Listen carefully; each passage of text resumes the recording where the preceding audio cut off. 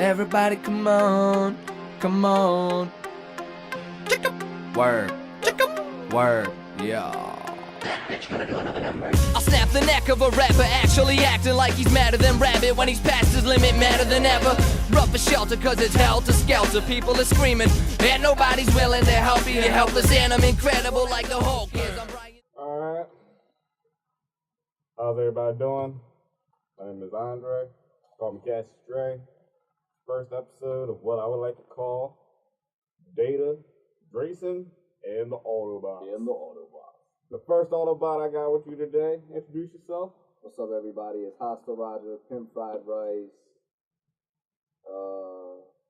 Father Rad. Yeah, that's it. Suicide Gang. This one, all that shit like it. Nah, let me redo that intro. I know it's stupid as shit, yo.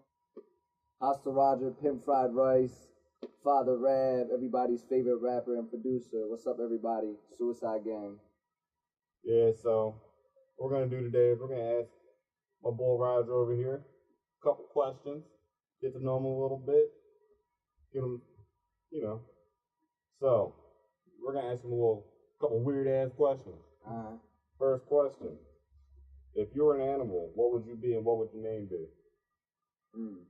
See, everybody's gonna expect me to say rabbit just because I go by Roger Rabbit, but see, I feel like I don't even like rabbits like that. It's just my symbol. I would honestly probably say,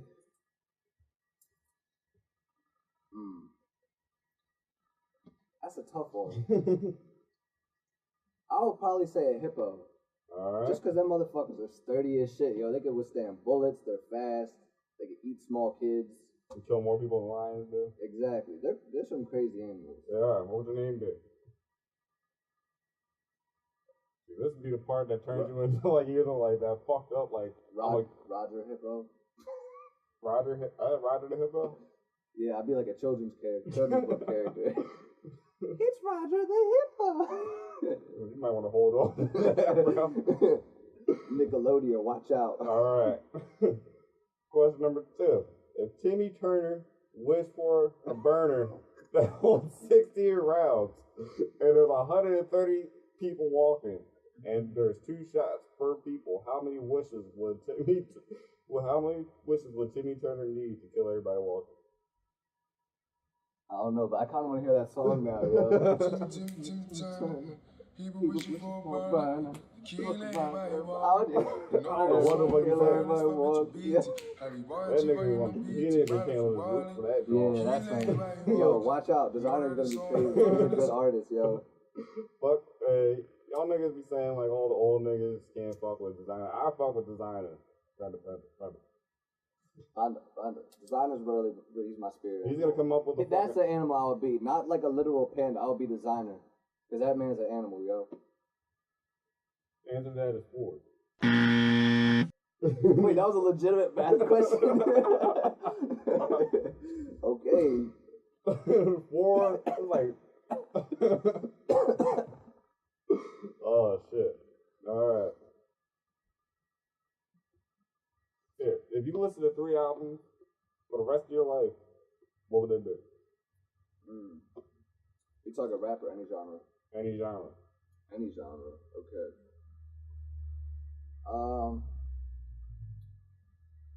Probably The College Dropout by Kanye. Marshall Mathers LP, the first one. And probably Ready to Die. I can fuck with that. Yeah. I can fuck with that. I know that I've listened to all 3 of those albums in entirety of my life, and it's not bad choices. That's good music. That's good music. That's good music. Alright. Tell me something that you wouldn't say on camera. Something that I wouldn't say on camera? No. No. That'll go bad. Oh, man. If you're a natural disaster, what would you be and why? This is a tsunami because I'm wavy. I feel like, hold on, you might need to speak up.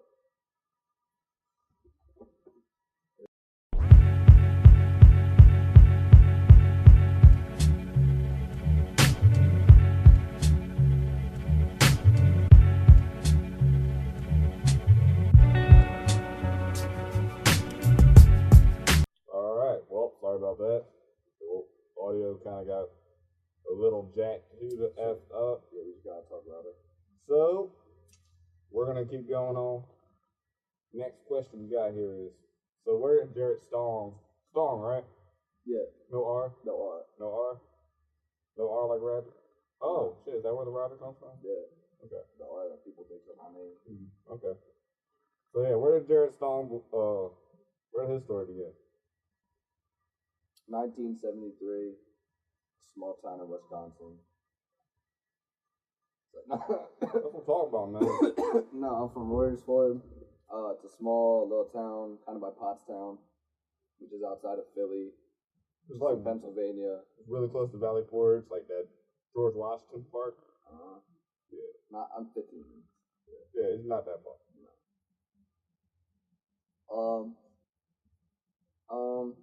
I don't know. That's where I got my start. Okay. When you were a kid, what were you into? A little bit of everything, man. Like there were periods where I did gymnastics my whole life.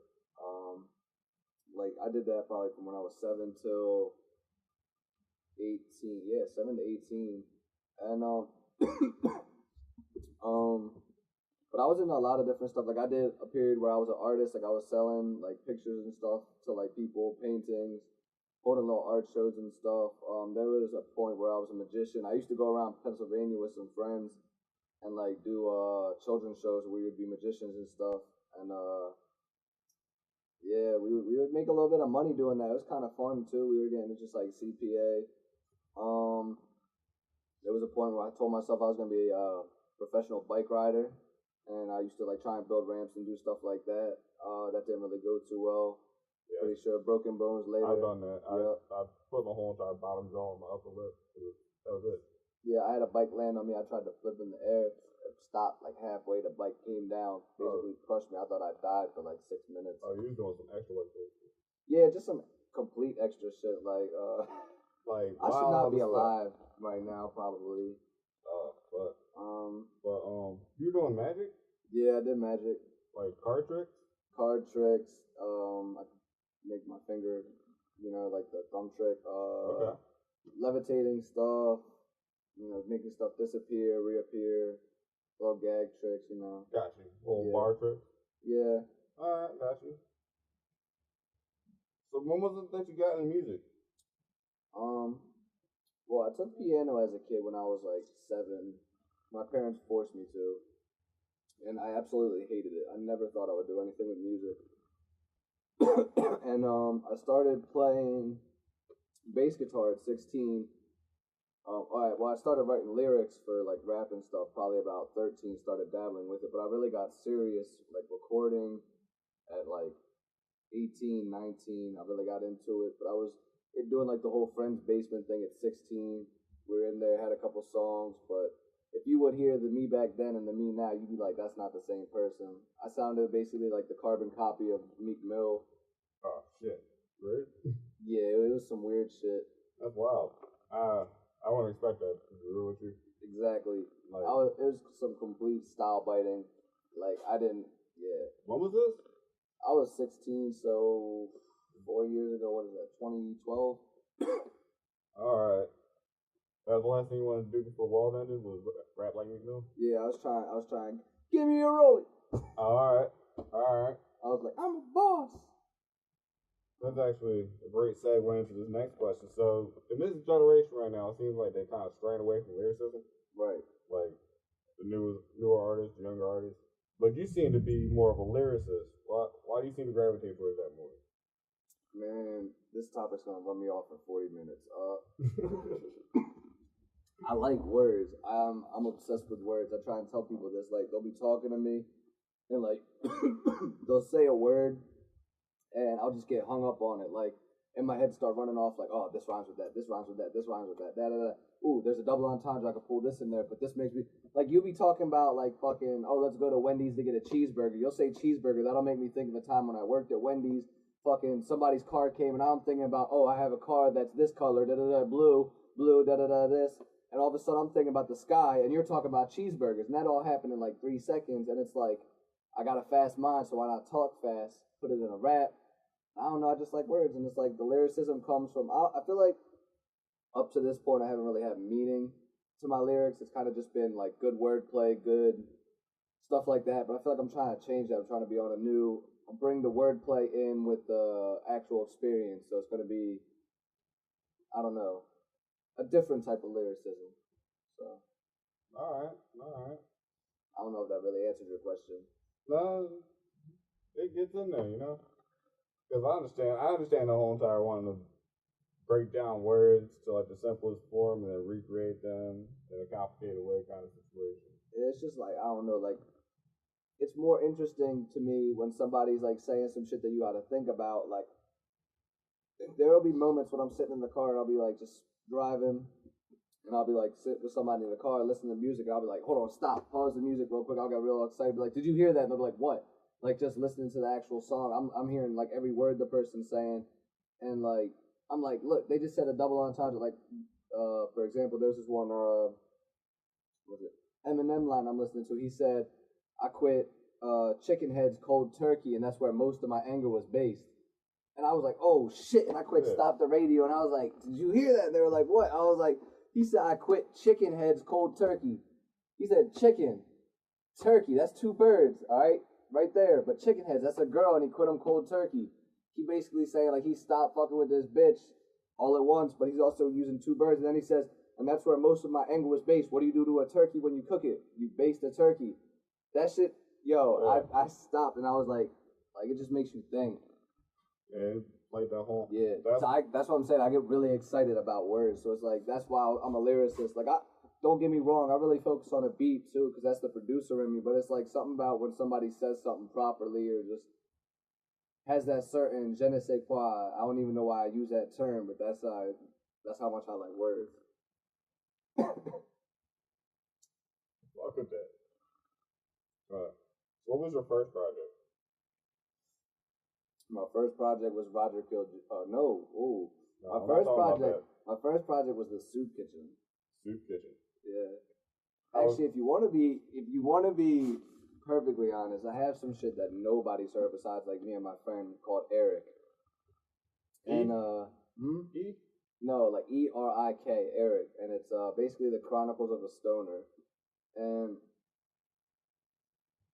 we basically found GarageBand, and like we started experimenting with some weird synths, some weird drums, and we made what we thought was like some crazy weed music. And I just spit a few bars on there. I actually had like 5 different personas I was using. We were just tweaking the vocals to make it sound like we had different rappers on there.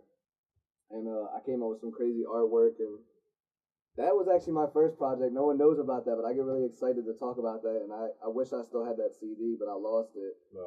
Yeah, it's unfortunate when shit like that happens. Yo, if I ever get that CD again, I'm gonna reminisce the shit out of that. So. You're gonna put that joint out as like a lost tape? Mm-hmm. Nice.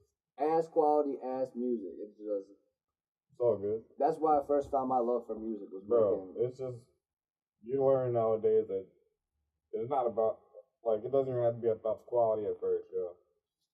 If you just put it out there and people fuck with it, that's all that really matters nowadays. So, did you have a name for that? Yeah, Eric. You named it Eric? It was Eric, yeah. Oh, okay. Eric was the stoner guy we were talking about. Alright. It was based off some real shit, but I'm not going into that. Right. So, after that you came out with Soup Kitchen? Yeah. How was that received? Nobody knows about it. What? Oh. Yeah, because I didn't have a following when I dropped it. You dropped it because you were excited to be able to put something together? Yeah, I mean, I figured that's how you build a following, is by putting your music out there and everything. So it's like, yeah. So I mean, I put it out, and like what it was is basically I just was excited to get music out because I was like, I'm a new musician. I'm just getting started on the raps.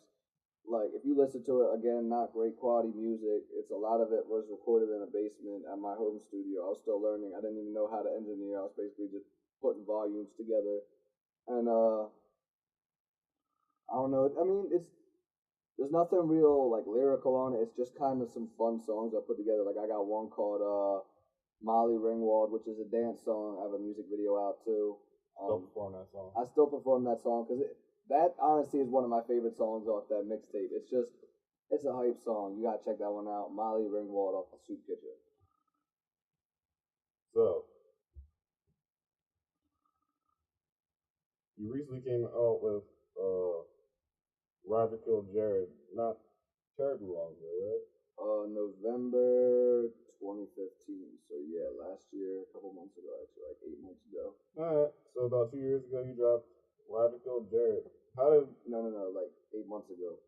Oh, 8 months ago? My fault. So almost a year ago. Yeah. But, so how did the Soup Kitchen shape that out? I feel like the Soup Kitchen was kind of like just me trying to get my name out there. But with Roger Kill Jared, like I've learned about not being monotone on a track. Like my delivery on the Soup Kitchen was all very I didn't really understand how to emphasize things, how to put punch in there, how to dramatize the song basically the way it should be. And on Roger Kill Jared, like you start hearing like more like I worked with like a different accent, or work with a different voice, or work with like I tweaked this, I tweaked that. And I just played with more different styles. Like there's more than just one different style. Like I feel like it's present on the Soup Kitchen. There's more of a you get to see my versatility on Roger Kill Jared. Right. Fuck with that. I fuck with Roger Kill Jared. There's some tracks on that album. Yeah, Big Titty Wawa Jones on that one. That's kind of like my brand, I guess. Everybody knows me for, oh, you're a Big Titty Wawa Jones. Oh, you're a guy who sings the Big Titty song. Yeah, Wawa. Yeah, that's me. So it's great. It's pretty controversial. Got you in some trouble. It's also got you some notoriety. Yeah. A song that I kind of like on there is a song called Jared Song. Yeah. It's a little Nobody even really pays attention to that one. My girl actually's like, I don't like this song. But I'm like, why? She's like, I don't know, you're talking about personal shit. I'm like, but that's why I like it though. Like, I don't know. Yeah, it's a big contrast to the rest of the album, but it's a good song.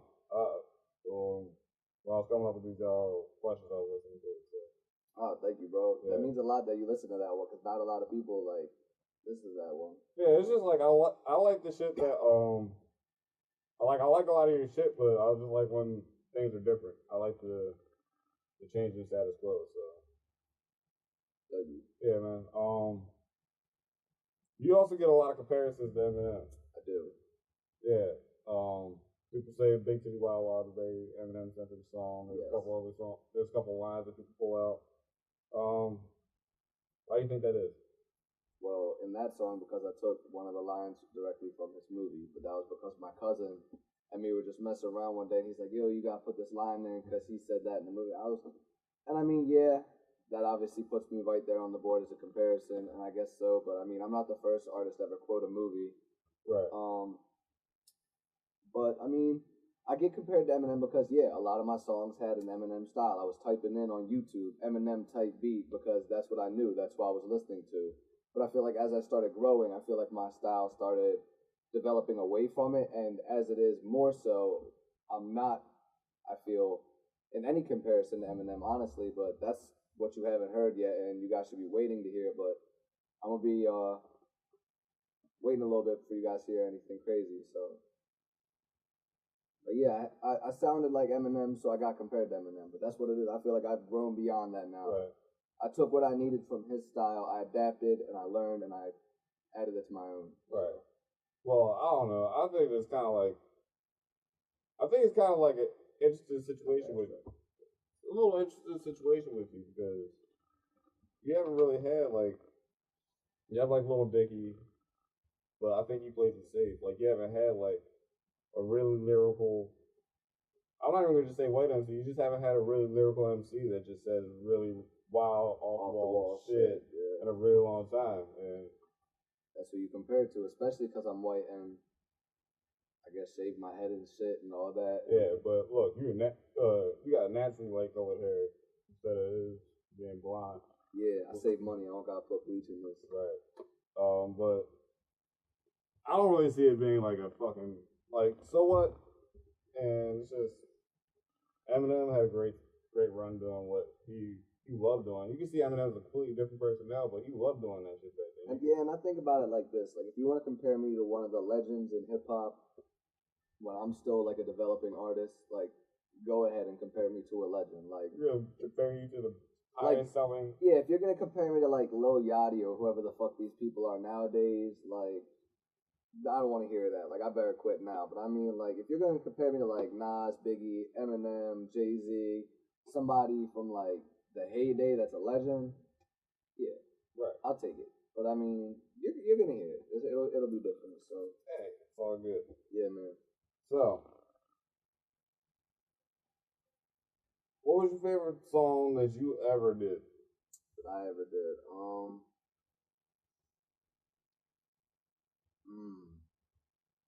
See, the favorite song that I've ever did is actually one that's not even released yet, so I'm gonna keep that one under wraps. But the favorite one that I've done that's released, I was thinking about this the other day, and I would say it's probably a toss-up between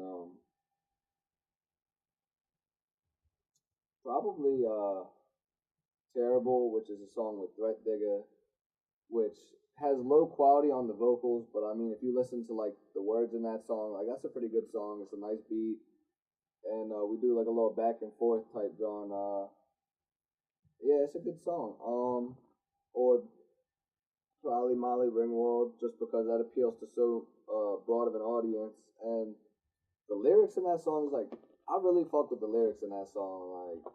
Ollie Papa called the Molly Papa, don't call the coppers, got a quarter ganja, I'm super mobile, well, sorta kinda, got a corner model in the orange Honda, this rap game, got me more vagina, like, it's just, it's a bouncy song, so it's like, it's fun to listen to, and probably,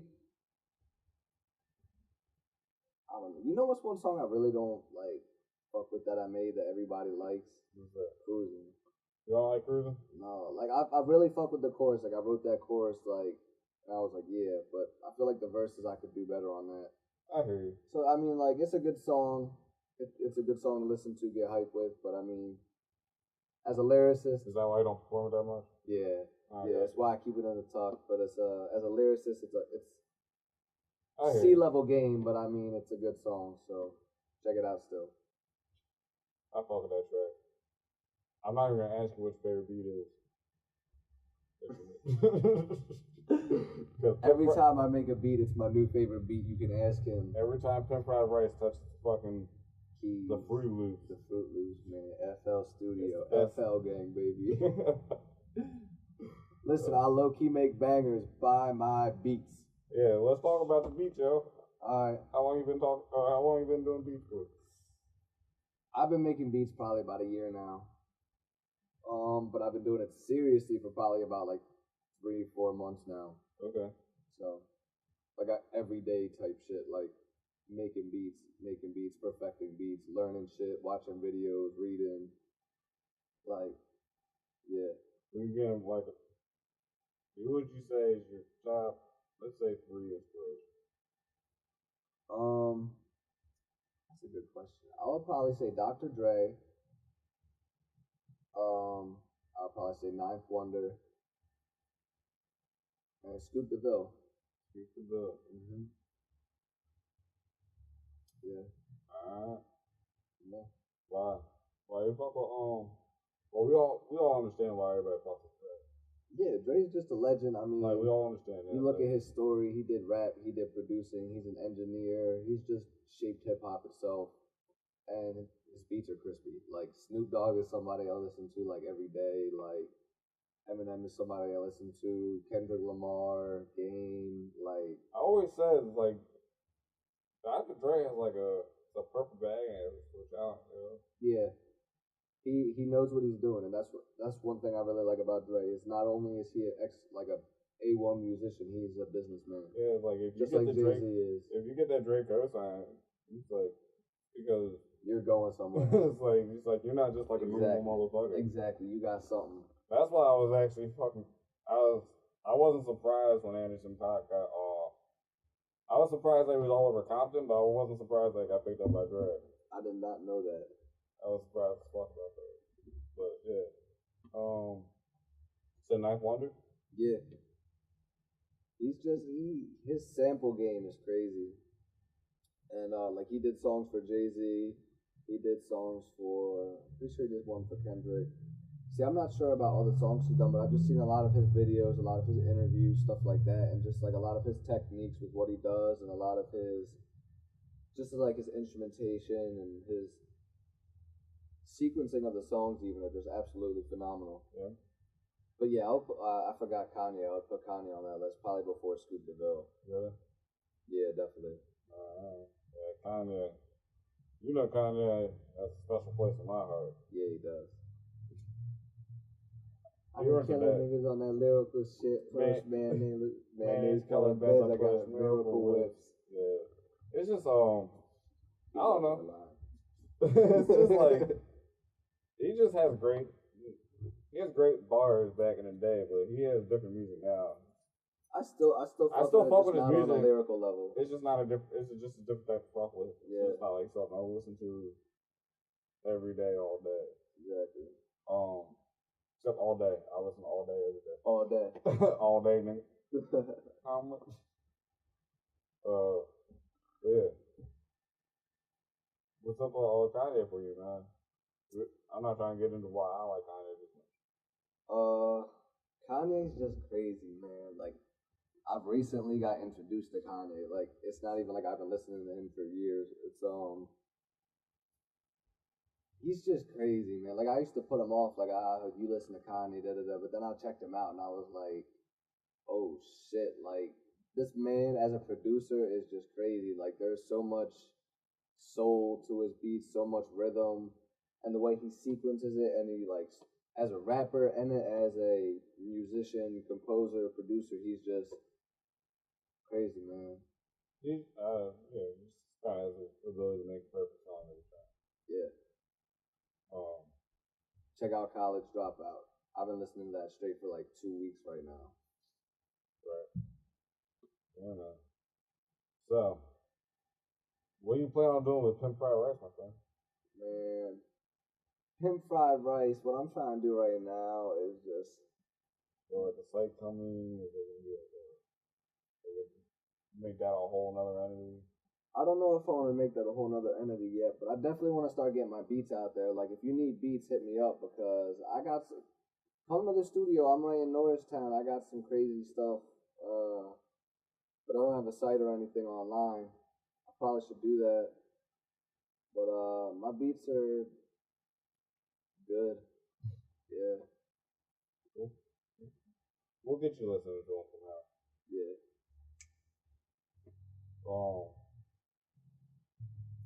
So, is there anything else you want to plug there? Nah. Alright. Well, this first episode of Data. Also Roger. Cassius Gray. Pimp Fried Rice. Pimp Fried Rice. Dash's Cray. Your mom's ex-boyfriend's baby dad. Your cousin's wife. We out here. Like a boner in sweatpants.